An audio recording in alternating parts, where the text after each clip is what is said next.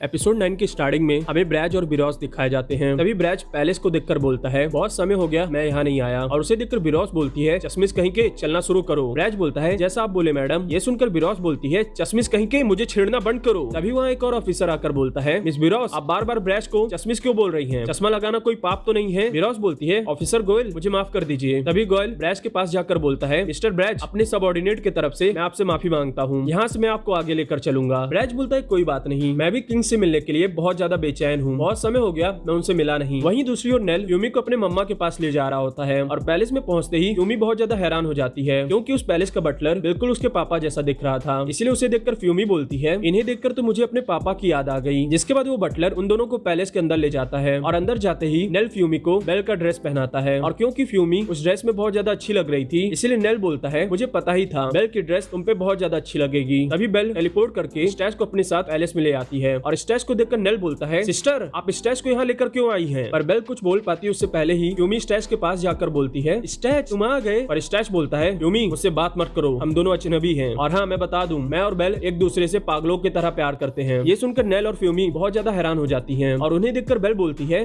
ऐसा कुछ नहीं है जैसा ये बोल रहा है। स्टैच उन दोनों को कंफ्यूज करना बंद करो, मैं तुम दोनों को पूरी बात बताती हूँ, ये हमारा प्लान है। देखो नेल पापा को पहले ही पता चल चुका होगा कि मैं स्टैच को पैलेस में लेकर आई हूँ और जब मम्मा को भी ये पता चलेगा कि स्टैच यहाँ पर फ्यूमी को वापस लेने आया है तो मम्मा बहुत ज्यादा गुस्सा होंगी और गुस्से में वो क्या करती हैं तुम्हें तो पता ही होगा। इसलिए मैं स्टैच को यहाँ अपना लवर बना के लाई हूँ ताकि किसी को हम पे शक ना हो और हमें ये पता चल सके कि आखिर में मम्मा ने फ्यूमी को यहाँ क्यों बुलाया है। नेल बोलता है पर फिर भी बेल तुम स्टैच के लिए इतना सब कुछ क्यों कर रही हो, कहीं तुम उससे सच में प्यार तो नहीं करने लगी? और ये सुनते ही बेल नेल के बॉल्स पे जोर की लात मारती है और बोलती है ऐसा नहीं है। और ये बोलने के बाद वो मन में बोलती है मैं भी ऐसा कुछ नहीं करना चाहती हूँ पर मैं मजबूर हूँ, भले ही मैं स्टैच से प्यार करती हूँ पर मुझे अपने दिल पर पत्थर रखकर स्टैच की मदद करनी ही होगी। और ये सोचने के बाद वो स्टैच से बोलती है स्टैच हमें भी चेंज कर लेना चाहिए। तभी बटलर वहाँ आता है और बोलता है मिस फ्यूमी मैडम आपको अंदर बुला रही हैं। ये सुनकर फ्यूमी बेल की मम्मा से मिलने जाने वाली होती है। तभी स्टैच बोलता है मैं भी तुम्हारे साथ चलता हूँ। फ्यूमी बोलती है और हम दोनों तो अजनबी है ना। ये बोलकर फ्यूमी अंदर चली जाती है और स्टैच बहुत ज्यादा सैड हो जाता है। और फ्यूमी के अंदर जाते ही बेल की मम्मा उसे गले लगाकर बोलती है फ्यूमी मैंने तुम्हें बहुत याद किया, मुझे पता है तुम डर रही होगी पर डरने की कोई जरूरत नहीं है। वहीं दूसरी ओर ब्रैज किंग से मिलने जाता है। तभी किंग बोलते हैं ब्रैज मुंह क्यों लटकाया है, जरा मुस्कुराओ। ब्रैज बोलता है मैं मुस्कुराने की हालत में नहीं हूँ। किंग बोलते हैं वैसे ब्रैज तुमने मेरा शॉट देखा, अच्छा था ना, क्या तुम ट्राई करना चाहोगे? ब्रैज बोलता है अब आप बोल रहे हैं तो मुझे करना ही होगा। वैसे आपका काम कैसा चल रहा है वर्ल्ड को मॉनिटर करने का? किंग बोलते हैं हाँ बहुत अच्छा चल रहा है, तुम भी वो काम बहुत अच्छा करते थे। वैसे मैंने सुना कि हाल ही में तुमने आकिम नाम के डीमन को अरेस्ट किया, बहुत अच्छा काम किया। पर एक सवाल है जो मुझे परेशान कर रहा है, इस आदमी को देख रहे हो? ये मेरा एजेंट था जिसे मैंने टॉप सीक्रेट मिशन असाइन किया था और ये अचानक से गायब हो गया। और सोचने वाली बात यह है कि आकिम बिल्कुल इसकी तरह दिखता है। ब्रैज बोलता है वो दोनों सेम इसलिए दिख रहे हैं क्योंकि वो दोनों सेम हैं। मैंने ही आपके एजेंट को मार के उसके बॉडी को आकिम को बनाने में यूटिलाइज कर लिया और मुझे ये पता है कि आपको ये बात पहले से पता थी, इसलिए आपने मुझे यहाँ बुलाया है पनिशमेंट देने के लिए। और आप मेरे साथ जो भी करें मुझे फर्क नहीं पड़ता है। किंग बोलते हैं मैंने सोचा नहीं था कि तुम इतने बड़े बेवकूफ निकलोगे। खैर पता नहीं क्यों मुझे ऐसा लग रहा है कि ये सब तुम खुद के लिए नहीं कर रहे हो, किसी और के लिए कर रहे हो। चलो जल्दी से अपना सारा प्लान बताओ। ब्रैज बोलता है सीधी सी बात है, मेरा प्लान है उस गद्दी पे ऐसे इंसान को बैठाना जो आपसे ज्यादा काबिल हो। किंग बोलता है क्या कहा? मुझसे ज्यादा काबिल? इस पूरे डीमन वर्ल्ड में मुझसे ज्यादा काबिल कोई नहीं है। अगर ऐसा कोई है तो मैं तुम्हें चैलेंज देता हूँ, तुम उसे मेरे सामने लाओ, मैं उसे और तुम्हें अपने हाथों से कुचल डालूंगा। ब्रैज बोलता है मैं उसे यहाँ ले आऊंगा पर मुझे एक हफ्ते का समय चाहिए। किंग बोलते हैं ऐसा नहीं होने वाला है, तुम्हें अभी कभी उसे यहाँ लाना होगा। ब्रैज बोलता है अच्छा ठीक है। ये बोलकर वो रूम से बाहर चला जाता है और बाहर जाते ही उसे बिरोस मिलती है और उसे देखकर ब्रैज बोलता है स्वीटी तुम अभी भी मेरा वेट कर रही हो? ये सुनकर बिरोस बोलती है चश्मिश मुझे छेड़ना बंद करो। ब्रैज बोलता है अच्छा ठीक है, वैसे चीफ यहाँ आ रहे हैं तुमसे मिलने। ये सुनकर बिरोस लिफ्ट के अंदर देखने लगती है और यही मौका पाकर ब्रैज अपने मैजिक की मदद से बिरोस को बेहोश कर देता है और बेहोश करने के बाद वो वहाँ से भाग जाता है। और उसके भागने के बाद ऑफिसर गोयल वहाँ आते हैं और बिरोस की ऐसी हालत देखकर गुस्से में बोलते हैं ब्रैज तुम्हारी हिम्मत कैसे हुई बिरोस के साथ ऐसा करने की? मैं तुम्हें छोड़ूंगा नहीं, मैं अपने हाथों से तुम्हें मार डालूंगा। जिसके बाद हमें दोबारा से बेल के घर का सीन दिखाया जाता है। तभी बेल की मम्मी स्टैच से बोलती है तुम स्टैच हो ना, मैंने सुना तुम फ्यूमी को वापस जिंदा करना चाहते हो और मैं तुम्हें ऐसा नहीं करने दूंगी क्योंकि फ्यूमी अब मेरी अमानत है और अगर तुम्हें फ्रेश ब्लड ही पीना है तो तुम मेरा पी सकते हो। ये बोलकर बेल की मम्मी स्टैच के बहुत पास चली जाती है और उन्हें इतना पास देखकर स्टैच बहुत ज्यादा नर्वस हो जाता है और मन में बोलता है ये मुझे हो क्या रहा है, ये पहली बार है कि मुझे इतनी अजीब फीलिंग महसूस हो रही है। तभी बेल की मम्मी बोलती है खैर तुम मेरा खून बाद में पी लेना, अभी मुझे तुम सबको कुछ बताना है। तुम सबने डॉपलगैंगर के बारे में सुना है? कहा जाता है कि इस दुनिया में आपके जैसे दिखने वाले दो लोग होते हैं और अगर गलती से भी आपकी मुलाकात आपके हमशक्ल से हो गई तो आपकी जान चली जाती है। इन इमेजेस को देखो, ये इमेजेस तब की हैं जब बेल 2 साल की थी। तभी फ्यूमी उन फोटोज को देखकर बोलती है, ए, मैं इस जगह को जानती हूँ, ये वही रेस्टोरेंट है जहाँ मुझे पापा ले जाया करते थे खाना खिलाने। बेल की मम्मी बोलती है, मैं भी हमेशा बेल के साथ यहाँ जाया करती थी। मुझे इंसानों का खाना इतना ज्यादा पसंद आने लगा था कि मैं हर रोज बेल के साथ वहाँ जाती थी। पर फिर एक दिन उसी रेस्टोरेंट में मेरी मुलाकात फ्यूमी की मम्मी से हो गई। पर अफसोस फ्यूमी की मम्मी मेरी डॉपलगैंगर निकली। इसी वजह से मुलाकात होते ही हम दोनों की बॉडी आपस में मर्ज हो गई और मैं एक ऐसी माँ बन गई जिसका एक बच्चा डीमन वर्ल्ड में भी था और एक बच्चा वुमन वर्ल्ड में भी। और बेल की मम्मी की ये सारी बातें सुनकर फ्यूमी और बेल हैरानी से बोलती हैं, तो इसका मतलब हम दोनों बहनें हैं। वहीं दूसरी ओर ब्रैज लिज को फोन मिलाकर बोलता है, ए लिज सुनो, मेरे पास ज्यादा टाइम नहीं है, ऑफिसर गोयल मुझे ढूंढ रहा है, तुम जल्दी से अपना एक्स लेकर एलिसल डिस्ट्रिक्ट आ जाओ, हम दोनों तुम्हारे फेवरेट आइसक्रीम स्टैंड पर मिलेंगे। और हाँ लिज, तुम इकलौती वो इंसान हो जिसपे मैं इस समय भरोसा कर सकता हूँ, इसलिए प्लीज मुझे निराश मत करना। और अपने भाई के मुंह से अपनी तारीफ सुनकर लिज बहुत ज्यादा खुश हो जाती है और बोलती है, बड़े भाई आप चिंता मत करिए, मैं जल्दी आपके पास आ रही हूँ। ये बोलकर वो ब्रैज से मिलने के लिए निकल जाती है और उतने में ऑफिसर गोयल ब्रैज को ढूंढ लेता है, इसलिए ब्रैज उससे बचने के लिए भागने लगता है। और भागते भागते वो डेड एंड पर पहुंच जाता है और उसे देखकर गोयल उस पर अटैक कर देता है और बोलता है, पता नहीं क्यों किंग ने तुम्हें जिंदा छोड़ दिया और तुमने जो बिरोस के साथ किया है उसके लिए मैं तुम्हें जिंदा नहीं छोड़ूंगा। ब्रैज बोलता है, गोयल तुम्हें गलतफहमी हो गई है, मैंने बिरोस को सिर्फ बेहोश किया है और कुछ नहीं, और तुम्हें जो वहाँ पे खून दिख रहा है वो मेरा खून है, बिरोस का नहीं। ये सुनकर गोयल रुक जाता है और बोलता है, चलो मुझे पूरी बात बताओ। और पूरी बात मतलब पूरी बात, तुमने किंग से क्या बात की, तुम्हारा असली प्लान क्या है, सब कुछ। ब्रैज बोलता है, अच्छा मैं समझ गया, पहले मुझे छोड़ो। ये सुनकर गोयल उसे छोड़ देता है और बोलता है, चलो बोलना शुरू करो। ब्रैज बोलता है, मेरा मतलब तुम्हारे पावर से था, मुझे समझ में आ गया है कि तुम्हारा पावर कैसे काम करता है। ये बोलकर ब्रैज गोयल के ऊपर काउंटर अटैक कर देता है और बोलता है, चलो मैं तुम्हें अपने स्पेशल पावर के बारे में बताता हूँ। मेरे पावर का नाम है ब्लड स्टॉकर। मैं इस पावर की मदद से अपने खून को कंट्रोल कर सकता हूँ जैसे भी मैं चाहूँ। और हाँ, इससे फर्क नहीं पड़ता है कि मेरा खून कहाँ पर है, अगर मेरा खून तुम्हारे कपड़े पर भी है तो भी मैं उसे कंट्रोल कर सकता हूँ। और इस बात से तुम अंदाजा लगा लो कि मेरा खून बिरोस के पास भी है, इसलिए समझदारी इसी में है कि तुम मेरे साथ चलकर आइसक्रीम खाते खाते शांति से बात करो। वहीं दूसरी ओर स्टैच मन में बोलता है, बेल की मम्मी के अंदर से मुझे फ्यूमी के ब्लड जैसी स्मेल आ रही थी, पर पता नहीं क्यों फ्यूमी का ब्लड उनसे ज्यादा अट्रैक्टिव था। शायद ऐसा इसलिए है क्योंकि फ्यूमी वर्जिन है। ये सोचने के बाद वो फ्यूमी के पास जाकर पूछता है, ए फ्यूमी क्या तुम वर्जिन हो? और उसके इतना बोलते ही बेल उसे बाहर टेलीपोर्ट कर देती है और बोलती है, ए फ्यूमी उस बेवकूफ की बात पे ज्यादा ध्यान मत दो, पहले मेरे सवाल का जवाब दो, तुम्हें क्या लगता है जो भी मेरी मम्मी बोल रही थी वो सच था? फ्यूमी बोलती है, अब मैं क्या ही बोलूं, ये सब इतना जल्दी हो रहा है कि मुझे कुछ समझ नहीं आ रहा है। बेल बोलती है, चिंता मत करो फ्यूमी, वैसे भी जब तुम दोबारा जिंदा होगी तो तुम सब भूल चुकी होगी। वहीं दूसरी ओर स्टैच मन में सोच रहा होता है, आखिर में मैं फ्यूमी को जिंदा क्यों करना चाहता हूँ, क्योंकि मैं उसे पसंद करता हूँ इसलिए, या फिर मैं उसका खून पीना चाहता हूँ। और जब स्टैच ये सोच रहा होता है तभी उसके सामने एक बड़ा सा मॉन्स्टर आता है और स्टैच उस मॉन्स्टर को देखकर बहुत ज्यादा शॉक हो जाता है और यहीं पर ये एपिसोड खत्म होता है। मैं आशा करता हूँ आपको मेरा एक्सप्लेनेशन पसंद आया होगा। अगर पसंद आया है तो वीडियो को लाइक शेयर सब्सक्राइब कर दीजिए। और हाँ, ये एनीमे सच में बहुत ज्यादा अच्छी है तो इसे एक बार क्रंची रोल पे जाकर जरूर देख लीजिएगा।